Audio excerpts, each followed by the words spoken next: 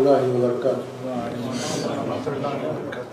بسم اللہ الرحمن الرحیم، الحمد للہ رب العالمین، الصلاة والسلام علی خاتم الانبیاء والمرسلین وعلی آلہ وصحبہ اجمعین، اما بعد۔ محترم حاضرین، گزشتہ ہفتہ ہم نے جناب مولانا سلطان احمد صاحب محمدی کا ولولہ انگیز خطاب سنا تھا الحمدللہ، اور ہمارے بہت سے بھائیوں کو جو ہے یہ خطاب بہت ہی پسند آیا، اس لیے ہم نے چاہا کہ آج سردی کچھ زیادہ ہے اور سردی میں گرمی کی ہمیں ضرورت ہے، تو ایسے خطیب کو لایا جائے جو ہمیں گرما دے۔ اس لیے آج بھی میں نے مولانا سے گزارش کی ہے کہ وہ آج ہمیں خطاب فرمائیں گے، تو جو ہے کیونکہ موقع غنیمت جاننا چاہیے، جو موقع ملے اس سے استفادہ کرنا چاہیے ہمیں، تو میں جناب مولانا سلطان محمدی صاحب کو دعوت دوں گا کہ تشریف لائیں اور اپنے خطاب سے ہمیں گرم فرمائیں۔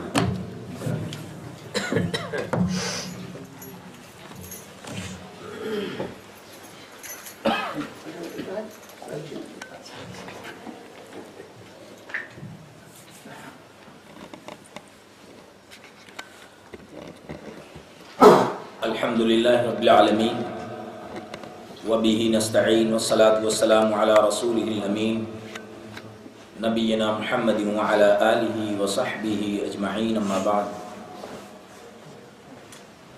فاعوذ باللہ من الشیطان الرجیم، بسم اللہ الرحمن الرحیم۔ کل نفس ذائقۃ الموت وإنما توفون أجوركم يوم القيامة فمن زحزح عن النار وأدخل الجنة فقد فاز وما الحياة الدنيا إلا متاع الغرور۔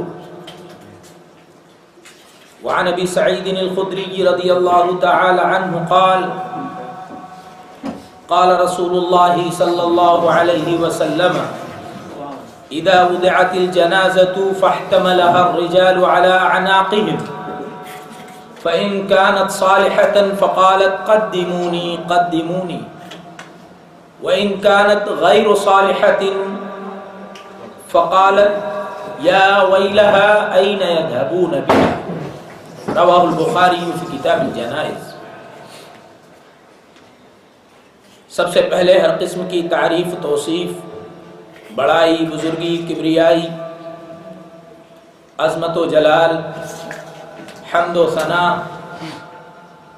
اور شکر و سپاس ہوں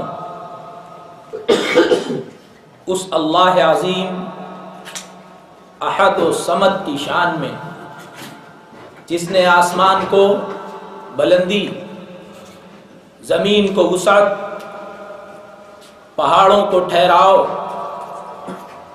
پانی کو شفافیت، ہوا کو بہاؤ اور انسانوں کو علم و عرفان، شعور و آگہی اور قوت گویائی عطا فرمائی۔ بعد ازاں انگنت درود و سلام ہوں تمام انبیاء کرام علیہم السلام پر، بالخصوص نبیوں کے سردار سید الاولین والآخرین، امام الانبیاء والاتقیاء والاولیاء والشہداء والصلحاء والمرسلین، محمد الرسول اللہ صلی اللہ علیہ وسلم پر تحمید و تسلیم اور حمد و صلات کے بعد، یہ میرے لیے بڑی ہی خوش قسمتی کی بات ہے کہ اپنی علمی کم مائگی کے باوجود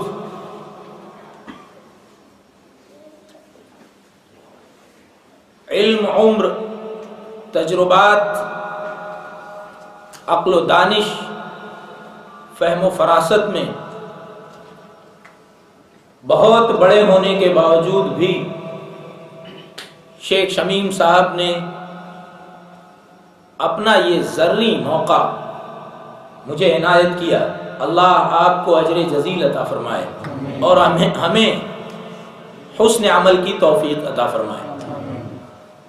تحمید و تسلیم اور حمد و صلات کے بعد آج کا ہمارا مختصر سا موضوع ہے موت۔ قرآن کریم کی ایک آیت کو ہم بنیاد بناتے ہیں جس کے پہلے جملے کے مطابق آج بات ہوگی اور اس آیت سے کہ اگلے الفاظ انشاءاللہ کسی اور موقع سے بیان کیے جائیں گے۔ آیت کریمہ ہے اعوذ باللہ من الشیطان الرجیم کل نفس ذائقۃ الموت وَإِنَّمَا تُوَفَّوْنَ أُجُورَكُمْ يَوْمَ الْقِيَامَةِ فَمَنْ زُحْزِحَ عَنِ النَّارِ وَأُدْخِلَ الْجَنَّةَ فَقَدْ فَازَ وَمَا الْحَيَاةُ الدُّنْيَا إِلَّا مَتَاعُ الْغُرُورِ۔ دنیا میں آج جو خلفشار اور انتشار ہم اپنی آنکھوں سے دیکھ رہے ہیں، جو پریشانیاں ہم دیکھ رہے ہیں، اس کی بہت ساری وجوہات میں سے ایک بڑی وجہ یہ بھی ہے کہ لوگوں نے کامیابی کا معیار بدل دیا ہے۔ کامیابی کی کسوٹی جو دین نے بنائی تھی، کامیابی کا پیمانہ جو اللہ نے سکھایا تھا، وہ لوگوں نے نظر انداز کر دیا، اسے فراموش کر دیا۔ کسی نے مال کو کامیابی سمجھ لی، کسی نے عہدہ و منصب اور بڑی سے بڑی سند اور ڈگری کو کامیابی سمجھ لیا، کسی نے کسی چیز کو کامیابی اور کسی نے کسی اور چیز کو کامیابی کا تصور دیا۔ لیکن قرآن کریم کی اس آیت کریمہ نے ہمیں یہ بتایا کہ کامیابی وہ نہیں ہے جنہیں تم کامیابی سمجھ رہے ہو۔ کامیابی کیا ہے؟ کل نفس ذائقۃ الموت، ہر نفس کو موت کا مزہ چکھنا ہے۔ وَإِنَّمَا تُوَفَّوْنَ أُجُورَكُمْ يَوْمَ الْقِيَامَةِ، اور قیامت کے دن تمہیں تمہاری محنتوں کا، تمہارے اعمال کا پورا پورا بدلہ دیا جائے گا۔ نہ کسی کے ساتھ کمی ہوگی، نہ کسی کے ساتھ ظلم زیادتی ہوگی۔ فَمَنْ زُحْزِحَ عَنِ النَّارِ، پس جو شخص جہنم سے بچا لیا گیا، وَأُدْخِلَ الْجَنَّةَ، اور جنت میں داخل کر دیا گیا، فقط فاز، وہی کامیاب ہوا۔ جنت میں داخلے کو فوزان نہیں کہا، جنت میں داخلے سے پہلے جہنم سے بچا لیے جانے کو لازمی قرار دیا۔ کامیاب وہ نہیں ہوا جو مر گیا، کامیاب وہ نہیں ہوا جس نے دنیا کما لی، کامیاب وہ نہیں ہوا جسے اس کا مقصد زندگی حاصل ہو گیا، کامیاب وہ ہوا جو جہنم سے بچا لیا گیا اور جنت میں داخل کر دیا گیا۔ گویا جنت میں داخلہ اصل مقصد ہے جس کا راستہ جہنم پر سے ہو کر گزرتا ہے۔ اس لیے پہلے جہنم کا ذکر کیا، جو جہنم سے بچا لیا گیا اور جنت میں داخل کر دیا گیا، فقط فاز، کامیاب تو اصل وہی ہوا۔ فوزان کہتے ہیں اس کامیابی کے بعد جس کے بعد مزید کسی کامیابی کی چاہت اور رغبت نہ رہے۔ وَمَا الْحَيَاةُ الدُّنْيَا إِلَّا مَتَاعُ الْغُرُورِ، اور دنیا کی زندگی تو صرف دھوکے کا سامان ہے۔ اس آیت کریمہ کی سیٹنگ دیکھیے، اسلوب کلام دیکھیے۔ پہلے شروع کیا کل نفس ذائقۃ الموت، اور اس بات کی تردید کر دی کہ تم جس دنیا میں کامیابی کے متلاشی ہو اس دنیا میں تو موت کا تصور ہے، اور جس زندگی کو موت کا تصور ہے وہاں کی کامیابی اصل کامیابی کیسے ہو سکتی ہے؟ اسی لیے موت سے آغاز کیا آیت کریمہ کی ابتدا کی، اور موت کی تشریح لفظ کل سے کی، کل نفس ذائقۃ الموت۔ لہذا جنت اور جہنم اور اصل کامیابی کسی موقع سے ہم دیکھیں گے۔ آج ہم یہ جان لیں کہ موت کیا ہے۔ اللہ رب العالمین نے قرآن کریم میں اس کے کئی فرامین نقل کیے ہیں۔ موت کی ایک بڑی بات یہ ہے کہ موت سے کس کو رستگاری ہے؟ آج وہ، کل ہماری باری ہے۔ موت وہ اٹل حقیقت ہے کہ دنیا میں ہزاروں اختلاف ہونے کے باوجود بھی، ہزاروں مذاہب، ہزاروں ادیان، ہزاروں مسالک، زندگی جینے کے ہزاروں طور طریقے ہونے کے باوجود بھی موت وہ حقیقت ہے جس میں کسی نے بھی اختلاف نہیں کیا۔ یہودیوں کو بھی اعتراف، عیسائیوں کو بھی اعتراف، کفار و مشرکین کو بھی اعتراف، جس کے اندر عقل و دانش کا کوئی بھی مادہ یا عنصر ہے اسے موت سے انکار اور اختلاف نہیں ہے۔ وہ دیکھیے اللہ رب العالمین نے سورہ قاف میں بیان کیا ہے کہ کفار و مشرکین نے بھی موت کو تسلیم کیا اور کہا اَإِذَا مِتْنَا وَكُنَّا تُرَابًا وَعِظَامًا أَإِنَّا لَمُخْرَجُونَ، جب ہم مر جائیں گے، بوسیدہ ہڈی ہو جائیں گے، مٹی ہو جائیں گے، تو کیا دوبارہ ہمیں نکالا جائے گا؟ قیامت کے انکار کے پیچھے موت کا اقرار تو موجود ہے کہ موت کا اقرار کیا کفار و مشرکین نے بھی، تو موت وہ حقیقت ہے جس کا کسی نے بھی انکار نہیں کیا۔ کبھی ہم تنہائی میں بیٹھ کر سوچیں کہ ہم کس طرف جا رہے ہیں۔ جتنا دن ہمارا بڑھ رہا ہے در حقیقت ہم اتنے ہی موت سے قریب ہو رہے ہیں۔ غافل تجھے گھڑیال یہ دیتا ہے منادی، گردون گھڑی عمر کی ایک اور گھٹا دی۔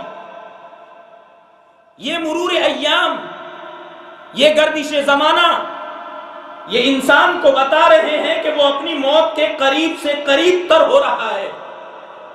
روزانہ ڈوبنے والا سورج اپنے پیچھے یہ پیغام چھوڑ کر ڈوبتا ہے کہ مجھے اگر طلوع ہے، مجھے اگر زوال ہے تو مجھے غروب ہونا ہے، اور جب میں بھی غروب ہو جاتا ہوں تو تمہیں بقا کیسے ہو سکتی ہے؟ ہر اگنے والا پودا، ہر تناور درخت اپنے سوکھنے کے بعد یہ پیغام دیتا ہے کہ تمہاری ہریالی کے بعد بھی فنا ہے۔ نسلاً بعد نسل، قوماً بعد قوم، قومیں اپنے بعد آنے والی نسلوں کو ایک پیغام دیتی ہے کہ کل ہمارا وقت تھا، آج تمہارا وقت ہے، کل کسی اور کا وقت ہوگا۔ الم نہلک الاولین ثم نتبعهم الآخرین، کیا ہم نے پہلوں کو ہلاک کر کے دوسرے لوگوں کو دوبارہ آباد نہیں کیا؟ دنیا کا یہ سسٹم بتاتا ہے کہ کسی بھی شخص کو ہمیشہ بقا نہیں ہے۔ کل من علیہا فان ویبقى وجہ ربک ذو الجلال والاکرام، زمین پر، روئے زمین پر جو بھی ہے اسے تو فنا ہونا ہی ہے۔ بقا اگر کسی کو ہے تو تیرے رب کی ذات ہے جو عظمت و جلال والی ہے، اس کے علاوہ کسی کو بقا نہیں ہے۔ انبیاء علیہ السلام کو بھی بقا نہیں۔ امام ترمذی رحمہ اللہ نے سورہ اعراف کی ایک آیت کریمہ کی تفسیر میں نقل کیا کہ آدم علیہ السلام کو جب اللہ رب العالمین نے پیدا فرمایا اور ان کی پشت سے ان کی اولاد کو نکالا اور ان کی دونوں آنکھوں کے درمیان ساری اولاد آدم کی دونوں آنکھوں کے درمیان اللہ نے ایک روشنی رکھ دی۔ آدم علیہ السلام نے دیکھا، پوچھا یہ کون لوگ ہیں؟ فرمایا اللہ رب العالمین نے تیری اولاد ہے۔ ان چمکدار پیشانیوں میں ایک شخص کی پیشانی کچھ زیادہ ہی چمک رہی تھی، تو آدم علیہ السلام نے پوچھا یہ کون ہے؟ اللہ نے فرمایا یہ داؤد ہیں جو تیری اولاد میں بعد کی امتوں میں پیدا ہوں گے، اور یہ میرے بڑے مقرب بندے ہیں، یہ میرا بڑا عزیز اور مقرب بندہ ہے۔ آدم علیہ السلام نے حضرت داؤد علیہ السلام کی خوبصورتی دیکھ کر کہا کہ ان کی عمر کتنی ہے؟ اللہ رب العالمین نے کہا 60 سال ہے۔ آدم علیہ السلام نے فرمایا میری عمر سے 40 سال اللہ تو اسے دے دے۔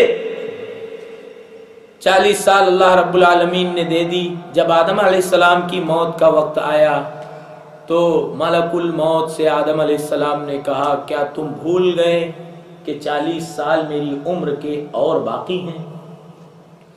فرشتے نے یاد دلایا کیا آپ کو یاد نہیں ہے کہ آپ نے اپنی عمر کے 40 سال حضرت داؤد کو دیے تھے؟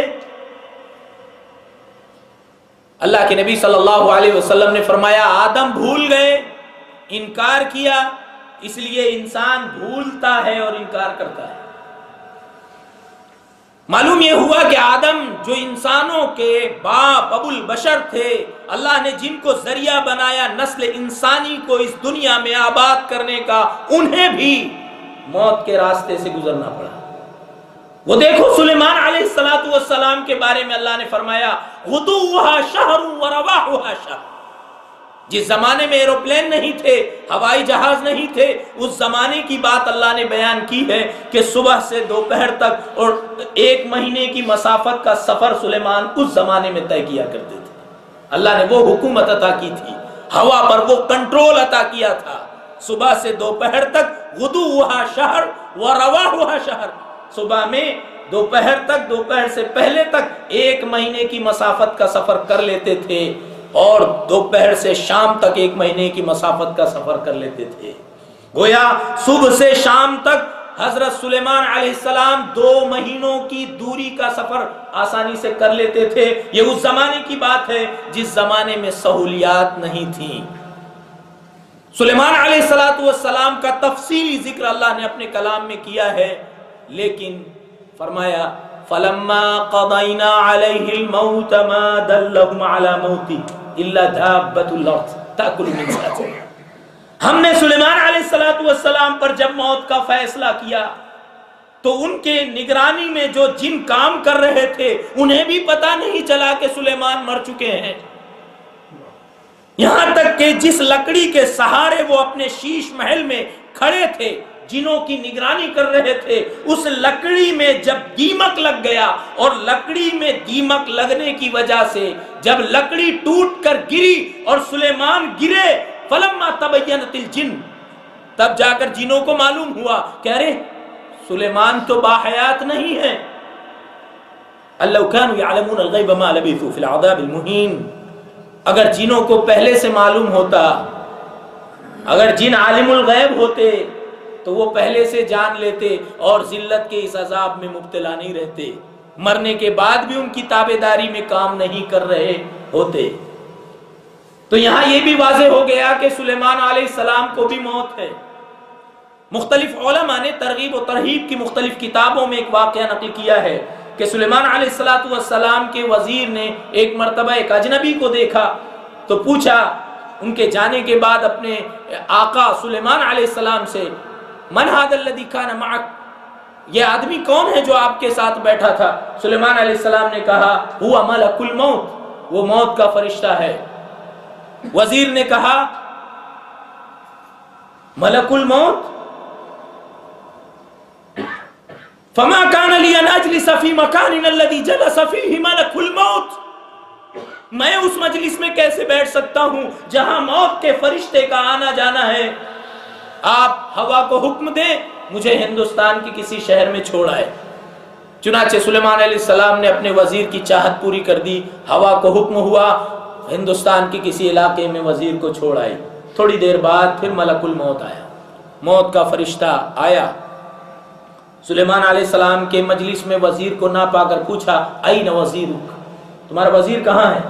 سلیمان علیہ السلام نے فرمایا حملت الريح الى بلاد الهند خوفا منك، تمہارے ڈر سے ہوا نے اس کو ہندوستان کے کسی علاقے میں چھوڑ دیا ہے۔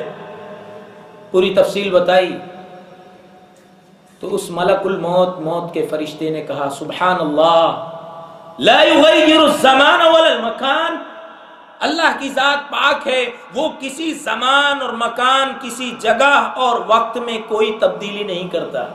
پہلے میں جب آپ کی مجلس میں آیا تھا تو اس بات کو سوچ کر حیران تھا کہ مجھے تو حکم ہوا تھا کہ آپ کے وزیر کی روح ہندوستان کے فلاں علاقے سے قبض کرنی ہے، لیکن آپ کے ساتھ اسے دیکھ کر مجھے حیرت تھی کہ چند دیر کے بعد، چند وقفے کے بعد اس کی روح تو مجھے ہندوستان سے قبض کرنی ہے اور وہ آپ کے ساتھ اس مجلس میں یہاں کیا کر رہا ہے۔ لیکن اب میری حیرت جاتی رہی، میں ابھی جب دوبارہ آپ کے پاس آیا ہوں تو اسی گاؤں سے، اسی شہر سے اس کی روح قبض کرنے کے بعد آپ کے پاس آ رہا ہوں۔ سبحان اللہ، اللہ کی ذات پاک ہے، وہ جگہ اور مقام میں کوئی تبدیلی نہیں کرتا۔ جناب رسول اللہ صلی اللہ علیہ وسلم کو بھی موت کے راستے سے گزرنا پڑا۔ وہ یار غار ثانی اثنین ابو بکر صدیق رضی اللہ تعالی عنہ، جنہوں نے بچپن سے رسول اللہ کی صحبت پائی تھی، انہوں نے اس بات کو ایکسپٹ کیا اور خطاب کرتے ہوئے فرمایا من کان یعبد اللہ فإن اللہ حی لا يموت ومن کان یعبد محمدا فإن محمدا قد مات۔ جو اللہ کی عبادت کرتا تھا سن لے، اللہ زندہ ہے، اسے کبھی موت نہیں آئے گی، اور جو محمد کی عبادت کرتا تھا وہ جان لے کہ محمد تو مر چکے صلی اللہ علیہ وسلم۔ یار غار ثانی اثنین رفیق سفر ہجرت کی بات مانے یا کسی اور کی بات مانے؟ وہ بتاتے ہیں کہ اللہ کے نبی صلی اللہ علیہ وسلم کی وفات ہو چکی۔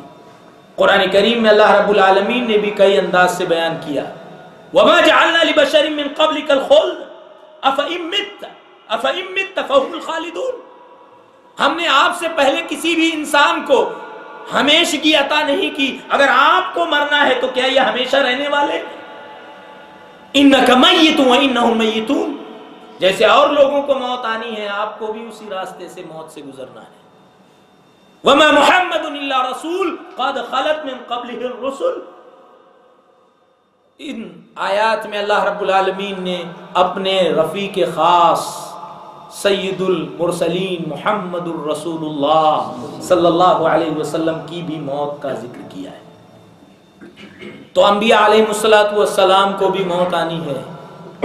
میں یہاں عربی کے ایک شاعر کے چند کلام پیش کرنا چاہتا ہوں۔ قص بن ساعدہ عربی کا ایک بڑا فصیح اللسان شاعر ہے۔ اس نے کہا تھا این الآباء والاجداد این المریض والعواد این الفراعنہ والشداد این من بنا ونجد وزخرف وشید وأين من بغى وطغى وجمع فأوعى وقال أنا ربكم الأعلى۔ أين الآباء والأجداد، اے دنیا والو، زندگی کی رعنائیوں اور عیش و عشرت میں جینے والو، ذرا غور کرو کہ تمہارے آباء و اجداد کہاں ہیں۔ زمین کھا گئی آسماں کیسے کیسے، غور کرو کہ تمہارے آباء و اجداد کہاں ہیں۔ کل تک تم جن کے ساتھ بیٹھ کر ہنستے تھے، مسکراتے تھے، کھاتے تھے، اٹھتے تھے، بیٹھتے تھے، آج وہ دنیا میں نہیں ہے تو کہاں ہیں؟ این المریض والعواد، کہاں ہے وہ بادشاہ کا بیٹا شاہزادہ جب بیمار ہو جاتا تھا تو پورا شہر اس شاہزادے کی عیادت میں پلٹ جاتا تھا؟ کہاں ہے وہ مریض اور وہ عیادت کرنے والوں کی جماعت؟ این الفراعنہ والشداد، کہاں ہیں بڑے بڑے فرعون جنہیں اپنی حکومتوں کا غرہ تھا، جنہیں اپنے اقتدار کا گمان تھا؟ کہاں فنا ہو گئے؟ کہاں چلے گئے؟ وہ کھنڈرات تو موجود ہیں، وہ قلعے تو موجود ہیں، لیکن ان قلعوں میں بسنے والے کہاں چلے گئے؟ کہاں چلے گئے وہ لوگ من بنا جنہوں نے بڑے بڑے محلات تعمیر کیے، اور اتنا ہی نہیں، سونے چاندی کے برتنوں کو استعمال کیا، سونے چاندی کے محلات میں رہے؟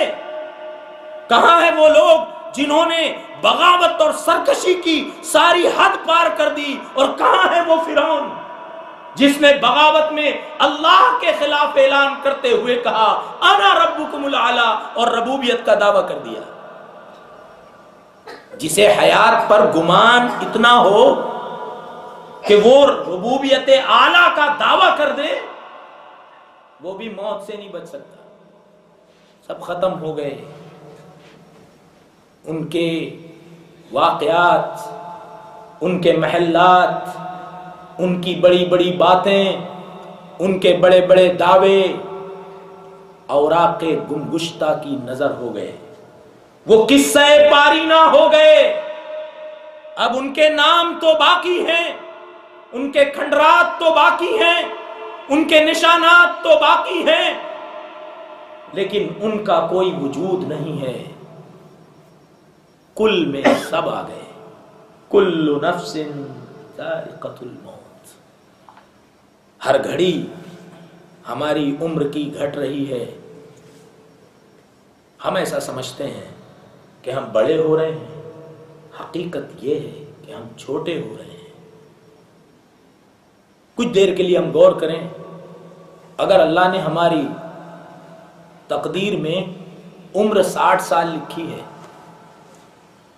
اور بالفرض 30 سال ہو گئے ہیں، تو کتنے سال باقی ہیں؟ 30 سال باقی ہیں۔ 30 سال ہو گئے ہیں تو 30 سال باقی ہیں، اگر 60 سال طے ہے تو۔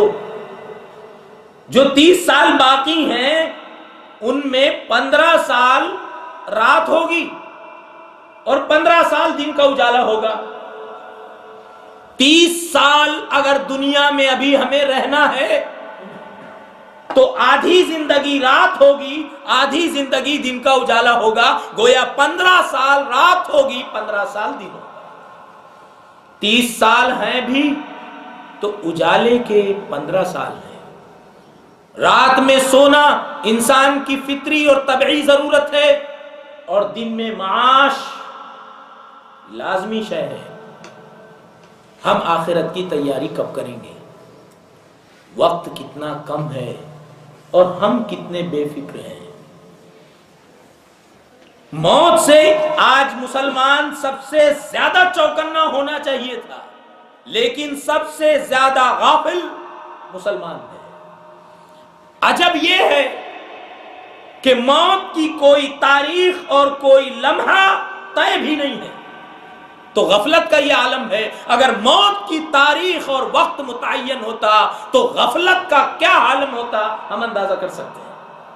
سورہ لقمان میں اللہ رب العالمین نے فرمایا ان اللہ عنده علم الساعة وينزل الغيث ويعلم ما في الارحام وما تدري نفس ماذا تكسب غدا وما تدري نفس بأي ارض تموت ان اللہ علیم خبیر۔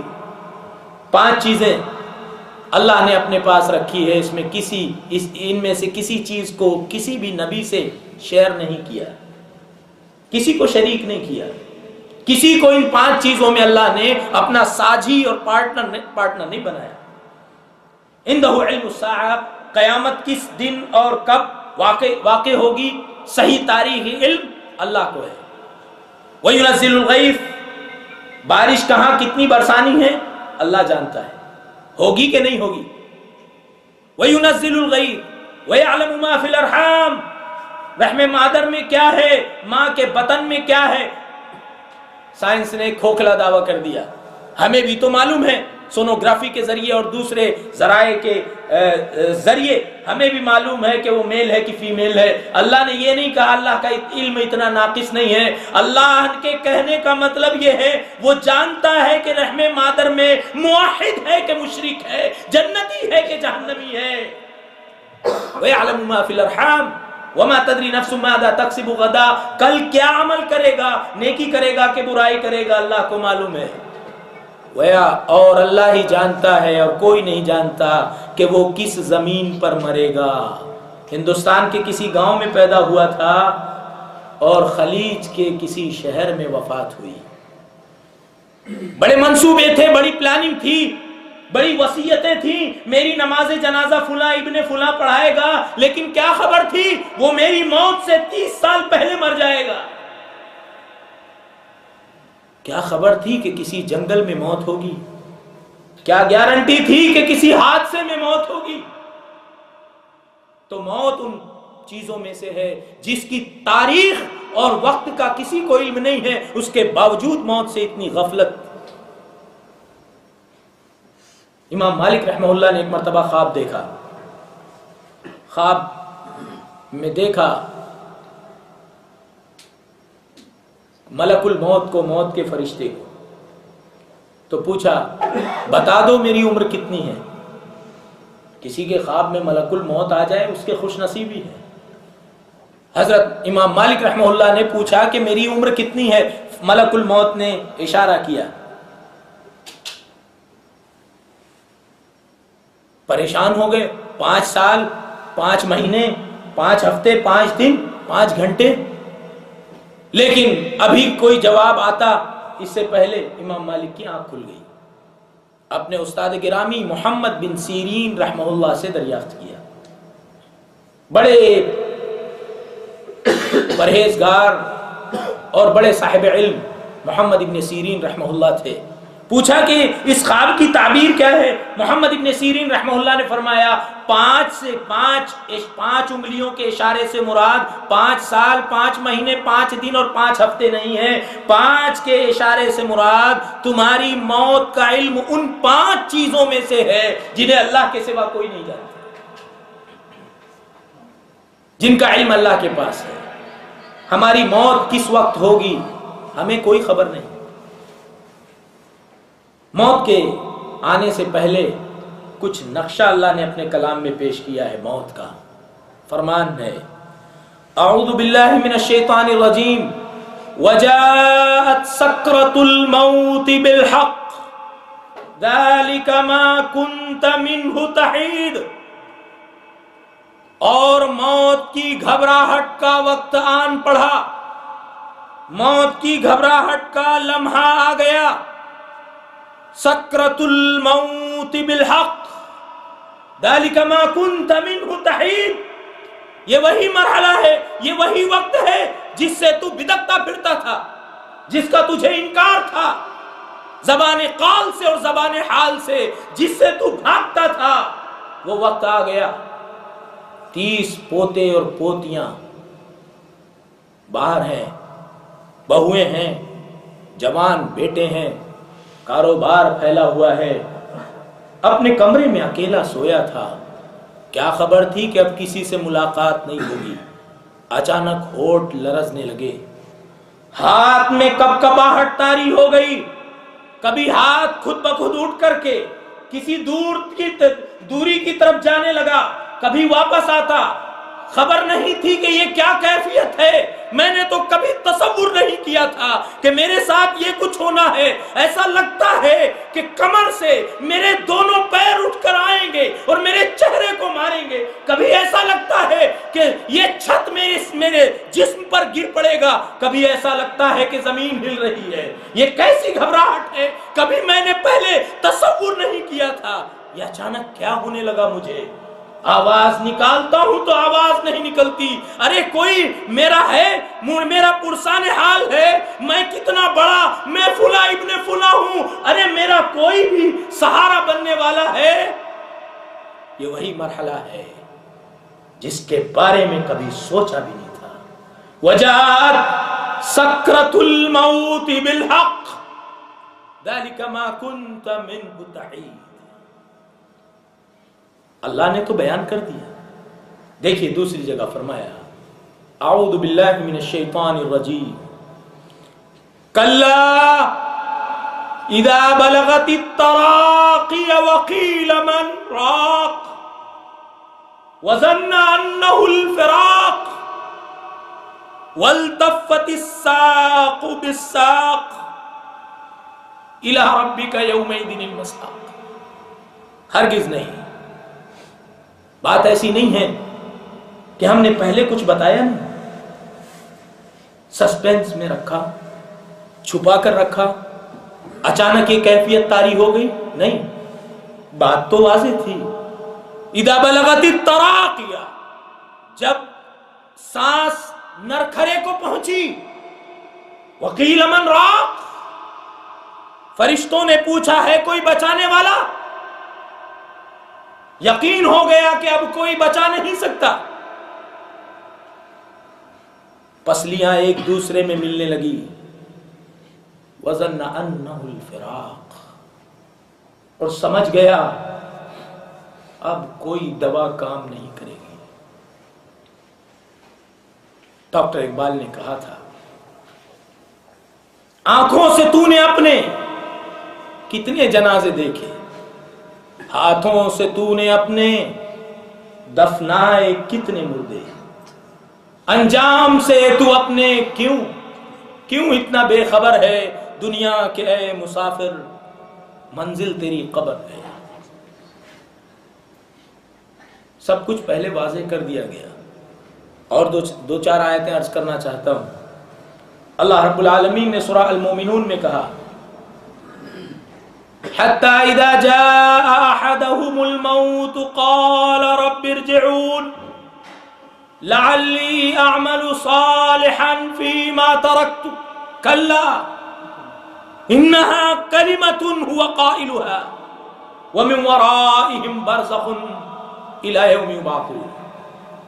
یہاں تک کہ جب ان میں سے کسی کے پاس موت کا فرشتہ آ گیا، موت کی گھڑی آ گئی، جب یقین ہو گیا کہ اب تو مرنا ہی ہے، اب دنیا کی کوئی چیز، دنیا کی کوئی دوا، دنیا کا کوئی رشتہ، دنیا کا کوئی طبیب، دنیا کا کوئی نسخہ مجھے موت کے شکنجے سے نہیں بچا سکتا، کوئی تدبیر کام نہیں آ سکتی. تو کہنے لگا رب ارجعون، بار الہ کچھ دن اور چھوڑ دے، کچھ دن اور دنیا میں موقع دے تاکہ کچھ تو نیک عمل کر لوں. ابھی تک تو صرف منصوبے تھے، کروں گا لعلی اعمل صالحا فیما ترکت.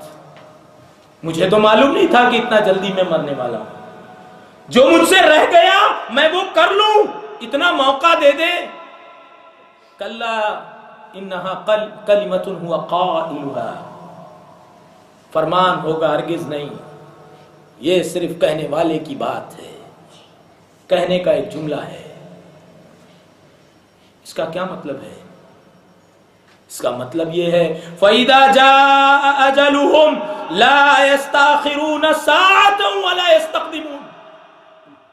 اللہ نے سورہ یونسی میں فرمایا، موت اس گھڑی کا نام ہے جب وقت پورا ہوگا، یہاں تک کہ منٹس اور سیکنڈز جب پورے ہوں گے، زندگی ختم ہوئی، اب اپنے سب سے بنیادی سفر کی طرف جانا ہے.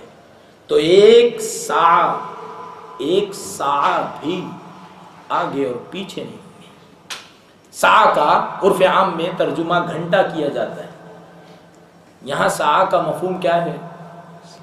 آپ اپنے بیڈ روم میں ہیں، رات تاریک ہے، لوگ سو رہے ہیں، ایک گھڑی لگی ہوئی ہے، اس میں سیکنڈ کا ایک کانٹا چل رہا ہے. خاموشی کی وجہ سے اس سیکنڈ کانٹے کے ہلنے کی بھی آواز آپ بآسانی سن رہے ہیں. وہ جب ایک مرتبہ آواز کرتا ہے، یہ ساعہ کا سب سے کم اقل مفہوم ہے. تو یہاں ساعہ سے مراد وہی ہے، ایک لمحہ آگے پیچھے نہیں ہوں گے. موت جب وقت آ گیا، فرشتہ اپنی ڈیوٹی میں کوئی کوتاہی نہیں کرے گا، چاہے جگہ کوئی بھی ہو، موقع کیسا بھی ہو. اللہ رب العالمین نے سورہ المنافقون میں فرمایا وَأَنفِقُوا مِمَّا رَزَقْنَاكُم مِّن قَبْلِ أَن يَأْتِيَ أَحَدَكُمُ الْمَوْتُ فَيَقُولَ رَبِّ لَوْلَا أَخَّرْتَنِي إِلَىٰ أَجَلٍ قَرِيبٍ فَأَصَّدَّقَ وَأَكُن مِّنَ الصَّالِحِينَ وَلَن يُؤَخِّرَ اللَّهُ نَفْسًا إِذَا جَاءَ أَجَلُهَا۔ اللہ نے فرمایا ہم نے جو تمہیں دیا ہے وہ نہیں جو تم نے لوٹ اور کھسوٹ کے جمع کیا ہے، ہم نے جو تمہیں عطا کیا ہے اس میں سے خرچ کرو اس سے پہلے کہ تم میں سے کسی کے پاس موت آ جائے۔ پھر جب بندہ موت کو اپنی آنکھوں کے سامنے دیکھے تو کہے اگر تو مجھے کچھ موقع اور دے دے تو میں تیری راہ میں خوب صدقہ کروں وَأَكُن مِّنَ الصَّالِحِينَ اور میں نیک لوگوں میں بن جاؤں۔ لیکن دستور یہ ہے، قانون خداوندی یہ ہے کہ جب موت کا وقت آئے گا تو عام ہو کے خاص، عالم ہو کے عامی، کسی کو بھی کوئی فرصت نہیں دی جائے گی۔ تو میرے بھائیو، اس سے پہلے کہ ملک الموت پیغام موت لے کر آئے جس کا کوئی وقت متعین نہیں ہے، ہم موت کی تیاری کر لیں۔ موت کے مفہوم کو قرآن کریم نے جس انداز سے بیان کیا ہے وہ ساری کتابوں میں سب سے انوکھا انداز ہے۔ اینما تکونوا یدرککم الموت ولو کنتم فی بروج مشیدہ، تم جہاں کہیں بھی رہو، جہاں کہیں بھی رہو موت تمہیں ضرور آ پکڑے گی۔ یدرککم، یدرککم، یدرککم کا کیا مطلب ہے؟ وہ تمہیں اپنی گرفت میں لے گی۔ یدرککم الموت ولو کنتم فی بروج مشیدہ، موت تمہیں اپنی گرفت میں لے گی، موت تمہیں ضرور آ دبوچے گی، خواہ تم بڑے بڑے برجوں والے مضبوط قلعوں میں کیوں نہ بند ہو جاؤ۔ موت سے کس کو رستگاری ہے؟ آج وہ، کل ہماری باری ہے۔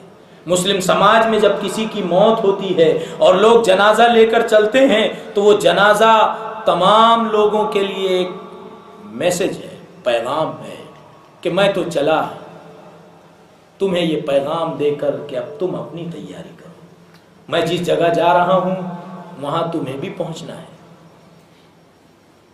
موت اتنی بڑی حقیقت ہے تو کیا ہم موت کو یاد کرتے ہیں؟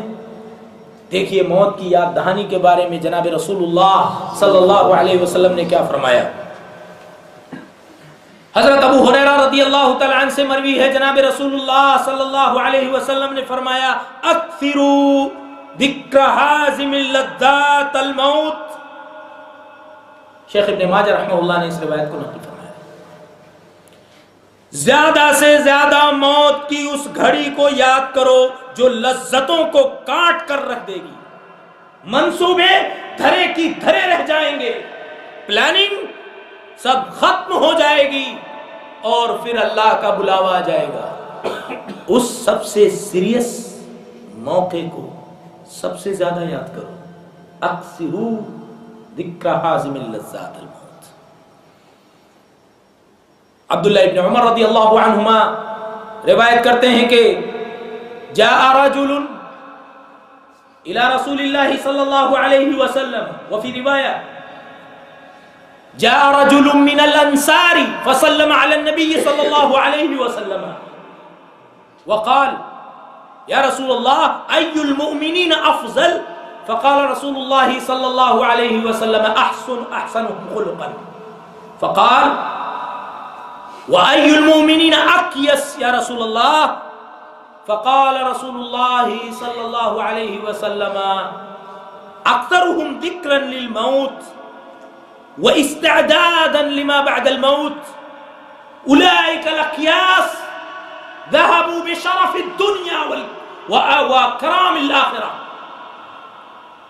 حضرت عبداللہ ابن عمر رضی اللہ عنہما فرماتے ہیں کہ ایک آدمی، ایک انصاری صحابی جناب رسول اللہ صلی اللہ علیہ وسلم کی خدمت میں حاضر ہوئے، سلام کیا اور پوچھا کہ مومنوں میں سب سے افضل کون ہے؟ آپ صلی اللہ علیہ وسلم نے فرمایا ان میں جس کے اخلاق سب سے اچھے ہیں وہ سب سے افضل ہے۔ شاید سوال کرنے کا مقصد یہ نہیں تھا، دوسرا سوال پھر سے کیا یا سوال کو دوسرے انداز سے کیا، ای المؤمنین اکیس، مومنوں میں بڑا چالاک کون ہے؟ تو اللہ کے نبی صلی اللہ علیہ وسلم نے فرمایا چالاک لوگوں میں وہ ہے جو اپنی موت کو زیادہ یاد کرے، اور صرف یاد ہی نہ کرے، موت کو صرف یاد کرنا کمال نہیں ہے، اگر موت کی یاد دہانی ہے تو موت کے بعد کی تیاری کرے۔ اولئک الاکیاس، سماج کے چالاک لوگ یہی ہیں۔ امام طبرانی رحمہ اللہ نے اس جملے کی بھی زیادتی کی، ذهبوا بشرف الدنیا وکرامت الاخرہ، یہ چالاک لوگ دنیا کا بھی شرف لے گئے اور آخرت کی بھی بزرگی پا گئے۔ کون؟ جو موت کو زیادہ یاد کرے۔ حضرت سہل بن سعد رضی اللہ تعالی عنہ سے امام طبرانی رحمہ اللہ نے روایت نقل کی ہے، فرماتے ہیں مات رجل من اصحاب النبی صلی اللہ علیہ وسلم فذکروا فیثنون علیہ فیثنون ویذکرون من عبادته ورسول اللہ صلی اللہ علیہ وسلم ساکت، فلما سکتوا فقال رسول اللہ صلی اللہ علیہ وسلم هل یکثر ذکرا للموت؟ قالوا لا، فقال هل يدع كثيرا مما يشتهي؟ قالوا لا، فقال رسول الله صلى الله عليه وسلم ما بلغ صاحبكم كثيرا مما تذهبون إليه۔ سہل بن سعد رضی اللہ تعالیٰ عنہ سے مروی ہے کہ ایک صحابی کی وفات ہو گئی، صحابہ کرام بیٹھے اس کا ذکر کر رہے تھے، اس کی خوبیاں بیان کر رہے تھے، اس کی عبادت کا ذکر کر رہے تھے، بڑا عبادت گزار تھا۔ رسول اللہ صلی اللہ علیہ وسلم قریب ہی خاموش بیٹھے تھے، جب لوگ چپ ہو گئے تو آپ نے فرمایا، یہ ادب دیکھیے اللہ کے نبی صلی اللہ علیہ وسلم کی گفتگو کا، جب چپ ہو گئے تب آپ نے فرمایا، پوچھا جس ساتھی کا تم ذکر خیر کر رہے ہو کیا یہ موت کو زیادہ یاد کرتا تھا؟ صحابہ کرام نے کہا نہیں۔ پھر پوچھا کیا یہ دنیاوی رغبت اور شہوت کو زیادہ چھوڑتا تھا؟ صحابہ کرام نے کہا نہیں۔ تو آپ نے فرمایا ما بلغ صاحبکم کثیرا مما تذهبون الیہ، تم جن بھلائیوں کا ذکر اپنے ساتھی کے بارے میں کر رہے ہو اس مقام کو تمہارا ساتھی نہیں پہنچا۔ بات سمجھ میں یہ آئی کہ موت کو زیادہ یاد کرنا یہ چالاکی ہے، اور موت کو یاد کرنے والا، اپنے سڑنے گلنے کو یاد کرنے والا اپنی آخرت کی تیاری کرے گا، آخرت کی اس کے سفر کی تیاری کرے گا۔ موت کو یاد کرنا الگ ہے، موت کی تمنا کرنا الگ ہے، موت کی تمنا کی گنجائش نہیں ہے۔ امام بخاری رحمہ اللہ نے حضرت ابو ہریرہ رضی اللہ تعالی عنہ سے نقل فرمایا کہ جناب رسول اللہ صلی اللہ علیہ وسلم نے فرمایا لا يتمنين احدكم الموت فان كان محسنا فلعله ان يزداد خيرا وان كان مسيئا فلعله ان يستعتب۔ تم میں سے کوئی موت کی تمنا نہ کرے، موت کی تمنا کرنا بھی جرم ہے، گناہ ہے۔ موت کو یاد کرنا الگ ہے، موت کی تمنا کرنا یہ جرم ہے، گناہ ہے۔ موت کی تمنا تم میں سے کوئی نہ کرے، کیوں؟ اس لیے کہ اگر نیک ہے تو جتنا جیے گا اس کی نیکی اور بڑھے گی، اور اگر برا بھی ہے، گنہگار بھی ہے، تو جیتے جی ہو سکتا ہے کہ توبے کی توفیق مل جائے۔ لہذا تم میں سے کوئی موت کی تمنا نہ کرے۔ امام بخاری رحمہ اللہ نے حضرت انس بن مالک رضی اللہ تعالی عنہ سے نقل فرمایا کہ جناب رسول اللہ صلی اللہ علیہ وسلم نے فرمایا لا يتمنين احدكم من ضر اصابه، تم میں سے کوئی موت کی تمنا اس مصیبت کی وجہ سے نہ کرے جو مصیبت اس کو لاحق ہوئی ہے۔ کئی بار ایسا ہوتا ہے، پریشانی اتنی آ گئی کہ آدمی اکیلے میں سوچنے لگا چھٹی ملے فلاں کی جگہ میں کیوں نہیں مر گیا۔ موت کی تمنا تم میں سے کوئی نہ کرے اس مصیبت کی وجہ سے جو اس کو لاحق ہوئی ہے۔ کیوں؟ آگے آپ صلی اللہ علیہ وسلم نے فرمایا فَإِن كَانَ لَا بُدَّ فَاعِلًا فَلْيَقُلْ، اللہم احینی ما کانت الحیات خیرا لی وتوفنی اذا کانت الوفات خیرا لی. اگر بہت زیادہ تنگ آ گیا ہے زندگی سے تو اتنی دعا کر سکتا ہے, یہ کہہ سکتا ہے اللہم ان کان اللہم احینی ما کانت الحیات خیرا لی, اے اللہ اس وقت تک زندہ رکھ جب تک زندگی میرے حق میں بہتر ہو. وتوفنی اذا کانت الوفات خیرا لی, اور جب زندگی سے حیات سے زیادہ موت میرے حق میں بہتر ہو جائے تو مجھے موت دے دے. حضرت ابو ہریرہ رضی اللہ تعالی عنہ سے امام مسلم رحمہ اللہ نے نقل فرمایا کان رسول اللہ صلی اللہ علیہ وسلم یقول, کہ رسول اللہ صلی اللہ علیہ وسلم یہ دعا کرتے تھے اللہم اصلح لی دینی الذی هو عصمت امری واصلح لی دنیای التي فیها معاشی واصلح لی آخرتی التي فیها معادی واجعل الحیاة زیادتا لی فی کل خیر واجعل الموت راحتا لی من کل شر. اے اللہ اصلح لی دینی الذی هو عصمت امری, میرے دین کی اصلاح فرما جو میرے معاملات کی پاکیزگی کا ذریعہ ہے. واصلح لی دنیای التي فیها معاشی, میرے لیے میری دنیا کی اصلاح کر اس لیے کہ اس میں میرا معاش ہے, معیشت ہے. اے اللہ میری آخرت کی اصلاح کر اس لیے کہ وہاں مجھے لوٹ کر جانا ہے. اے اللہ اگر زندگی دے تو خیر کی زندگی عطا فرما, اور موت کا تو نے فیصلہ کیا ہے تو ہر شر سے موت میں راحت عطا فرما.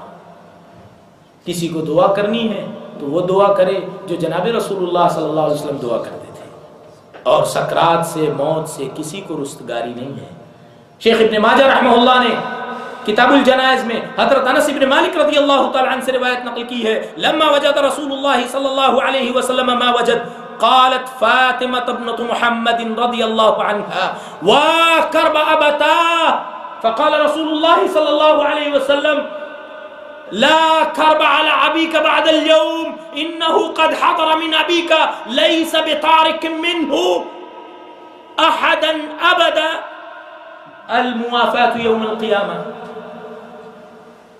کہ جناب رسول اللہ صلی اللہ علیہ وسلم کو جب موت کا وقت آ گیا, موت کی گھڑی آ گئی, آپ پر بھی سکرات طاری ہوئی. امام بخاری نے حضرت عائشہ رضی اللہ تعالی عنہا سے ایک روایت نقل کی ہے مات رسول اللہ صلی اللہ علیہ وسلم ووجهه لبین حاقنتی وداقنتی فلا اکرہ شدت الموت لأحد ابدا بعد النبی صلی اللہ علیہ وسلم. میں نے رسول اللہ صلی اللہ علیہ وسلم کی موت کا مشاہدہ کیا ہے. جب آپ کو موت آئی تو آپ کا روح انور میری گود میں تھا. آپ کی سختی کو دیکھ کر پھر میں کسی کے بارے میں بھی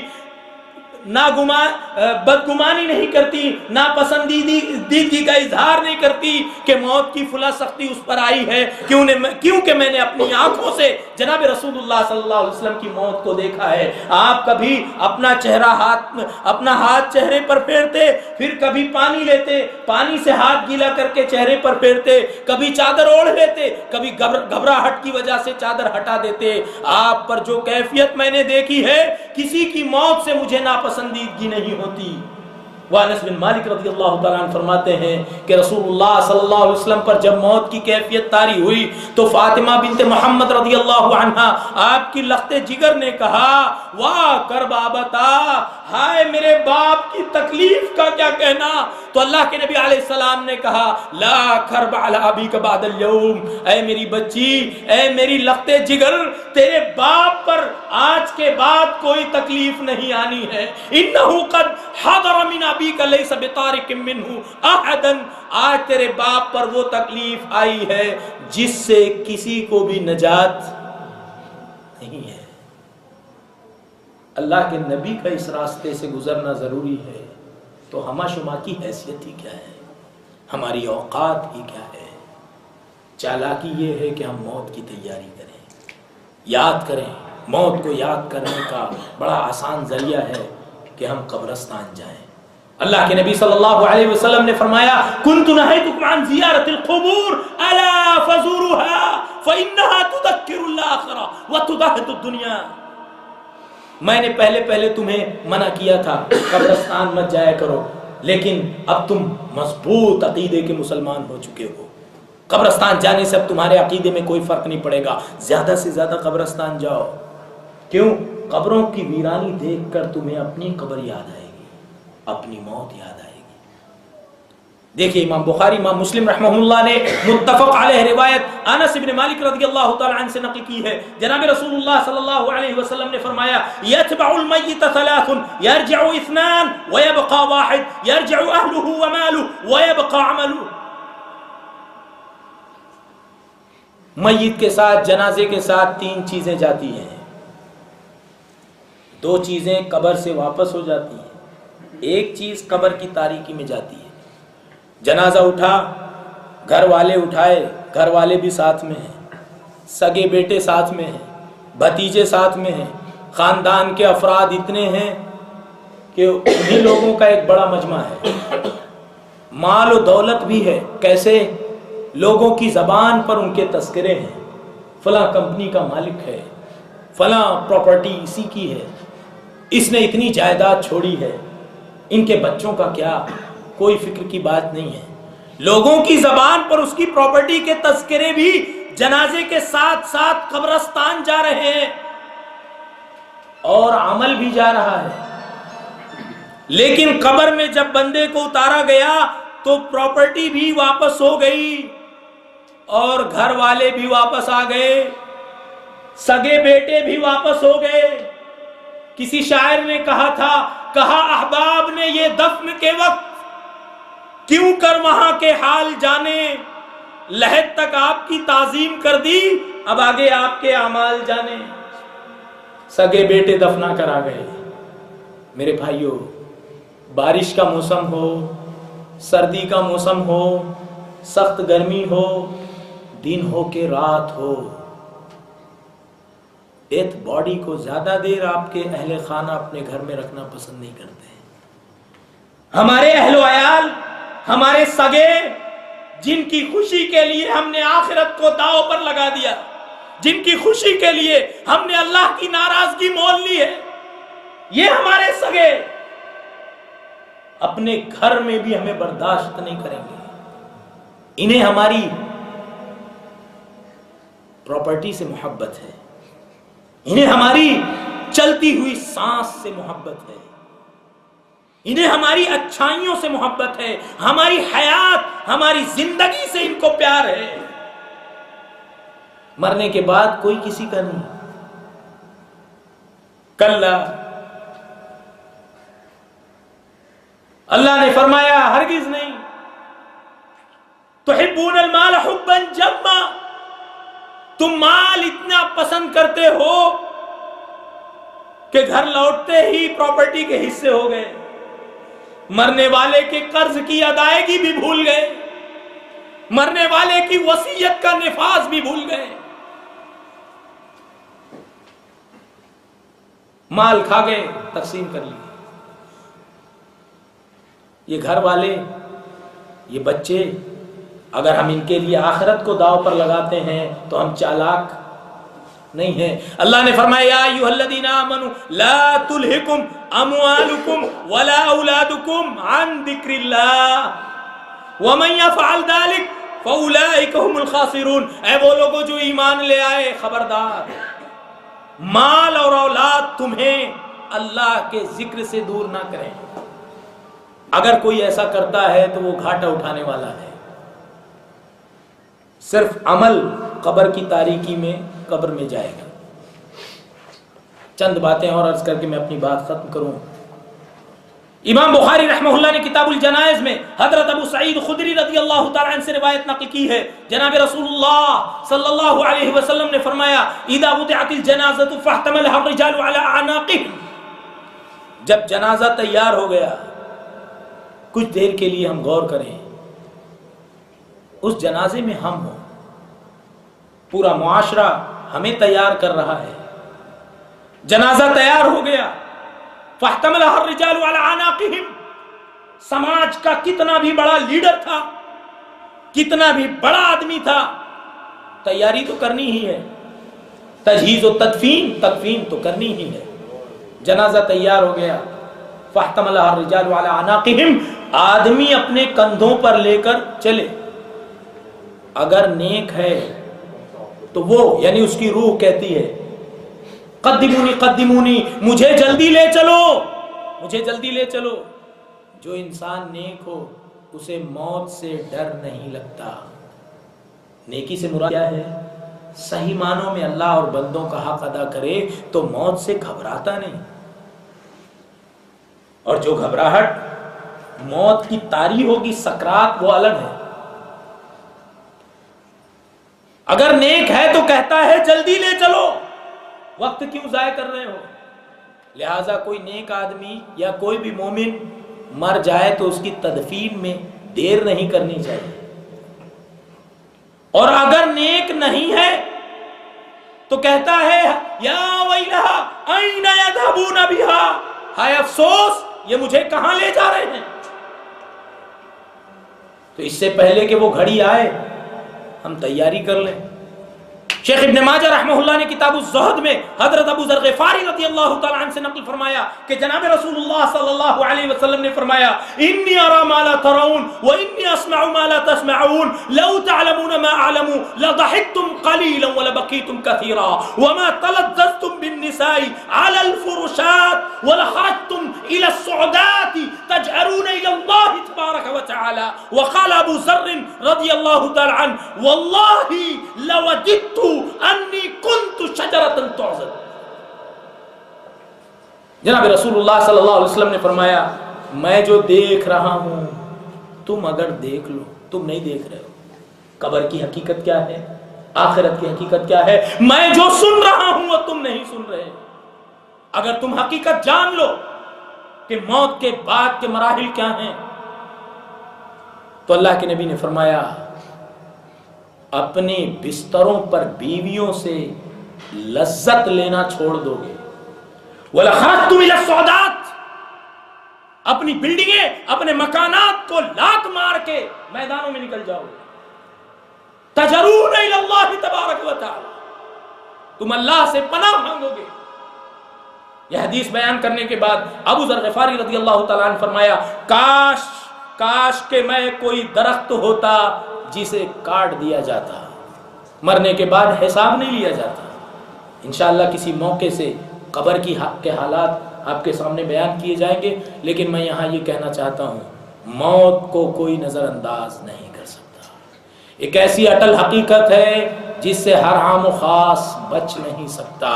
ہمارے آبا و اجداد نے اپنے بعد ہمیں یہی پیغام دیا ہے۔ روزانہ ڈوبنے والا سورج ہمیں یہی پیغام دیتا ہے۔ دنیا کی ہر تخریب کسی نہ کسی تعمیر کے لیے ہے، اور ہمارا بڑھاپا، ہماری کہولت، ہماری بڑھتی ہوئی عمر، سفید ہوتے ہوئے بال، ٹوٹتے ہوئے دانت، کمزور ہوتی ہوئی ہڈیاں اور پھولتی ہوئی رگیں ہمیں بتا رہی ہیں کہ ہم زوال کی طرف جا رہے ہیں، ہم خاتمے کی طرف جا رہے ہیں۔ آیا ہمارے پاس تیاری ہے کہ نہیں ہے؟ اللہ کا خطاب دیکھیے، خطاب کیا یا ایھا الذین آمنوا اتقوا اللہ، اے وہ لوگوں جو ایمان لے آئے اللہ سے ڈرو۔ ولتنظروا نہیں کہا، فرمایا ولتنظر نفس ما قدمت لغد۔ خطاب جمع کے سیگے سے ہوا تھا، لیکن جب بات کل کی آئی تو اللہ نے فوراً سیگا بدل دیا اور کہا وَلْتَنْظُرْ نَفْسٌ مَا قَدَّمَتْ لِغَدٍ، ہر نفس کل کے لیے تیاری کر لے، کیا غور کر لے کیا تیار کیا ہے۔ وہاں کوئی کسی کے کام کا نہیں، وہ یوم الجمع ہے، وہ ایسی جگہ ہے جہاں اولین و آخرین سب ہوں گے۔ تو ہمیں موت کی تیاری کرنی چاہیے۔ بس آخر میں ایک حدیث عرض کرنا چاہتا ہوں، وہ یہ ہے کہ جناب رسول اللہ صلی اللہ علیہ وسلم نے فرمایا، انس بن مالک رضی اللہ تعالیٰ عنہ فرماتے ہیں کہ اللہ کے نبی صلی اللہ علیہ وسلم نے فرمایا جب دفنا کر لوگ لوٹیں گے یسمعوا صوت خفق نعالہم، بندہ دفنانے والوں کے پلٹنے کی آواز سنے گا، اس کو سنایا جائے گا۔ ابو ہریرہ رضی اللہ تعالیٰ عنہ سے مروی ہے، انس بن مالک سے بھی ایک سند سے مروی ہے، اللہ کے نبی صلی اللہ علیہ وسلم نے فرمایا یا حرم ابن آدم ویشیب اثنتان منہ اثنتان، الحرص علی العمر والحرص علی المال۔ آدمی دن بدن بوڑھا ہو رہا ہے لیکن دو چیزیں جوان ہی رہتی ہیں، जवान ही होती है।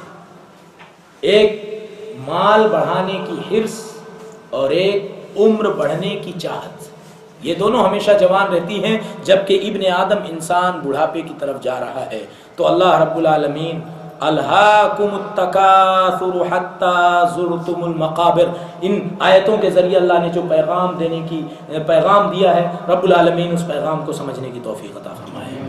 दुनिया से ज़्यादा आखिरत की तैयारी करने की तौफीक अता फरमाए, आखिरत की रग़बत अता फरमाए, दुनिया से बेरग़बती अता फरमाए, आखिरत के लिए दुनिया को कुर्बान करने का मिजाज अता फरमाए, आखिरत की फलाह व बहबूदी के लिए रब्बुल आलमीन कोशिशें और तगो दो करने की तौफीक अता फरमाए। जब तक जिंदा रखे इस्लाम पर इज़्ज़त की ज़िंदगी अता फरमाए। खात्मा हो तो रब्बुल आलमीन खात्मा बिल ईमान फरमाए। आमीन व आखिरु दावाना अल्हम्दुलिल्लाहि रब्बिल आलमीन। वही है।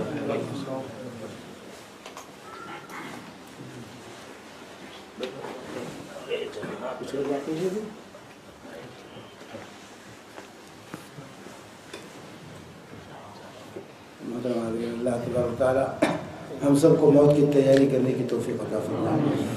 अल्लाह तबारक तआला हम सब का खात्मा बिल खैर करे। जो मौत आए तो हमारी ज़ुबान पर ला इलाहा इल्लल्लाह, हमारे सर सजदे में हमेशा ही तमन्ना करो ला तमूतुन्ना इल्ला व अंतुम मुस्लिमून, कि जब भी मौत आए तो ताबेदारी की हालत में आए, नाफरमानी की हालत में ना आए। हम सबको मौत की तैयारी करनी चाहिए भाई। अल्लाह तआला मौलाना को जज़ाए खैर दे कि उन्होंने ये रूह परवर खिताब फरमाया और हम सबको जो है तवज्जो दिलाई इस हकीकत की तरफ जिस हकीकत से हमारी अक्सरियत गाफिल है। मौत से हमारी अक्सरियत आज गाफिल है और हम ऐसे ही ज़िंदगी गुजार रहे हैं गोया कि हमें मरना ही नहीं। आम ज़िंदगी जो हमारे माशरे की है, इसी दुनिया को आज जो है सब कुछ समझ लिया गया है। तो अल्लाह तबारक तआला हम सबको इस बात की तौफीक दे कि हम मौत को याद करने वाले और मौत की तैयारी करने वाले बने। अब जो है दूसरा प्रोग्राम हमारा है इंशाअल्लाह। इमरान साहब तैयार हैं? तो इंशाअल्लाह आप लोग तशरीफ़ रखें। और अभी गरम तो सरताब से गर्मी हासिल हो गई आप लोगों को, अब इंशाअल्लाह गरम खाना भी आपको मिल जाएगा। अल्लाह तबारक तआला इमरान साहब को जज़ाए खैर दे और अल्लाह तबारक तआला इनके बेटे को नेक और सालेह बनाए और इस तरह बार बार इन्हें तौफीक दे। सबको दे, जो खिलाएगा उसको दे। जज़ाकल्लाह खैर।